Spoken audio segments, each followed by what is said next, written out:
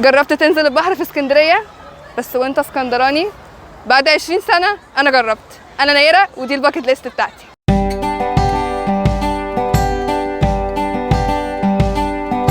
الساعه دلوقتي 5:30 بالظبط. طبعا منظركم يوحي ان احنا هنركب العربيه ونروح الساحل، بس لا، احنا عادي هنروح شاطئ البوريفاش في ميامي في اسكندريه. اسكندريه هي اول مصيف في مصر، بس من حوالي 30 سنه كده الناس اتجهت لاماكن تانية تصيف فيها. ده طبعا بسبب زحمه المصيفين هنا والبحر اللي تعب من كتر الزباله اللي بتترمى. ومع ذلك اسكندريه ما زالت نقطه جذب لكتير من المصيفين اللي طبعا بيحسدونا عشان فاكريننا ليل ونهار بنبلبط فيها. وكاسكندرانيه اصيله ما جربتش بحر اسكندريه قبل كده، قررت انا وابن خالتي النهارده نجرب البحر اللي الناس كلها بتحسدنا عليه ده. دلوقتي الدنيا مش زحمه زي زمان، يعني من قبل الكورونا. الساعه دلوقتي 6:15، مش عارفه بقى عشان الساعه 6:15 ولا ان الدنيا فعلا فاضيه.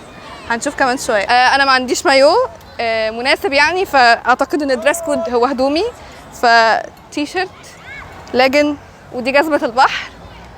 طبعا هنزل من غير البرنيت.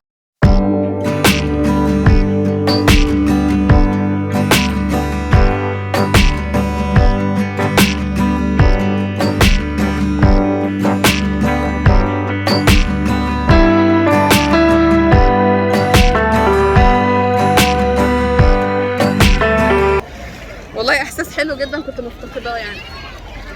مشكله بقى ان البحر مزبل، فشكلي هقعد بقى اسلي وقتي كده والم زباله البحر كلها. ودي مجموعه من اللقطات اللي بوريكم فيها نفسي وانا ببلبط.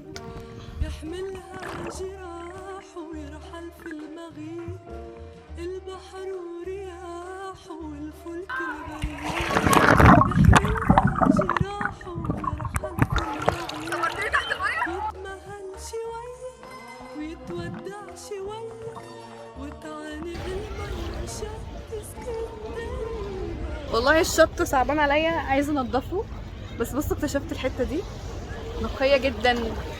التذكره هنا ب25 جنيه في شاطئ محمود سعيد. بيديك بقى كرسي وترابيزه وشمسيه كل حاجه يعني. في شواطئ تانية الفرد ب5 جنيه ويبقى بحجز. انصحكم ما تجوش يوم الجمعه لان الموضوع صعب قوي، بس انا اتبسطت جدا. حمام مجاني يعني، ما فيش فلوس هتيجي مع الحمام. في كوكا كولا، في قهوه، في كل حاجه. بتاع الفريسكا لسه ما عداش، بس انا مستنيه ان هو يعدي. طبعا هي كانت تجربه ممتعه ان انا انزل البحر بهدومي يعني. خلاص كده الواحد مبقاش يفكر في اي حاجه فينزل بهدومه. ده علشان الدريس كود اللي هنا فعلا، حتى المايوهات حاجه غريبه قوي هنا. لازم نعرف ان كل حته ليها لبسها يعني، فلو ناس اتفقت على حاجه المفروض ان احنا نعمل زيهم علشان ما نبقاش مختلفين عنهم قوي يعني.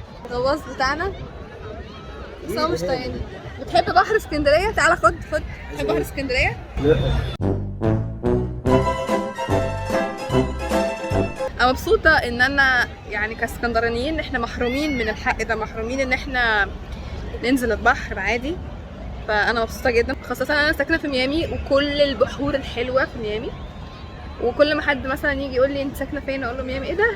الله، مش عارفه ايه، انت في اسكندريه، يا بختكم عندكم بحر وكده. متنسوش تعملوا سبسكرايب للشانل وفولو على الفيسبوك، وتعالوا اسكندريه. ولو انتم من اسكندريه جربوا تنزلوا البحر.